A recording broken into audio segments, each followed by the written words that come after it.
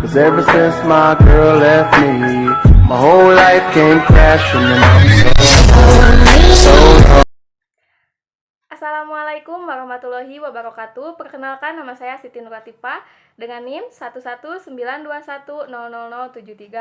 Saya dari jurusan Pendidikan Islam Anak Usia Dini, semester 4, kelas B, Fakultas Tarbiyah dan Keguruan, UIN Sunan Gunung Jati Bandung. Di sini saya akan mempresentasikan mengenai tugas dan faktor yang mempengaruhi perkembangan anak usia dini sebagai peserta didik untuk memenuhi ujian akhir semester mata kuliah pengembangan peserta didik. Tugas-tugas perkembangan adalah penyempurnaan pemahaman mengenai konsep-konsep sosial, konsep-konsep benar dan salah, dan seterusnya. Dan belajar membuat hubungan emosional yang makin matang di hubungan sosial di luar rumah maupun di dalam rumah. Adapun tugas perkembangan anak-anak menurut Harlock tahun 1993 yaitu pertama, belajar bergaul dengan teman-teman sebaya, kedua, belajar keterampilan fisik yang diperlukan untuk bermain, ketiga, belajar memainkan peran sesuai dengan jenis kelamin, dan yang terakhir, mengembangkan konsep-konsep yang diperlukan di dalam kehidupan sehari-hari. Faktor-faktor yang mempengaruhi perkembangan anak usia dini sebagai peserta didik.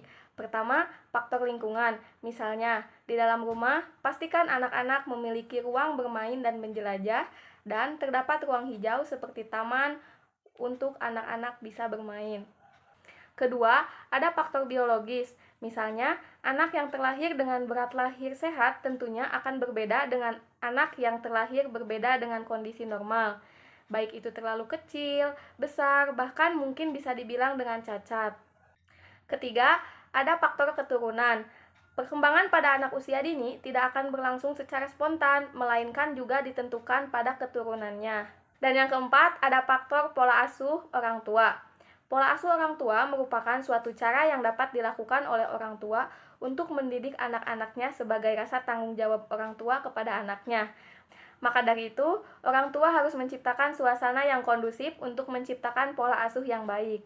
Kesimpulan yang dapat saya ambil dari materi mengenai tugas dan faktor perkembangan anak usia dini sebagai peserta didik yaitu perkembangan merupakan hal yang paling penting bagi setiap anak usia dini yang dipengaruhi oleh beberapa macam aspek.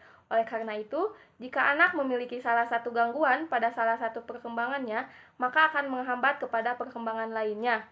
Adapun faktor yang mempengaruhi perkembangan anak usia dini sebagai peserta didik yaitu ada faktor lingkungan, biologis, pola asuh orang tua, dan keturunan. Mungkin cukup sekian pemaparan materi dari saya mengenai tugas dan faktor perkembangan anak usia dini sebagai peserta didik. Terima kasih. Wassalamualaikum warahmatullahi wabarakatuh.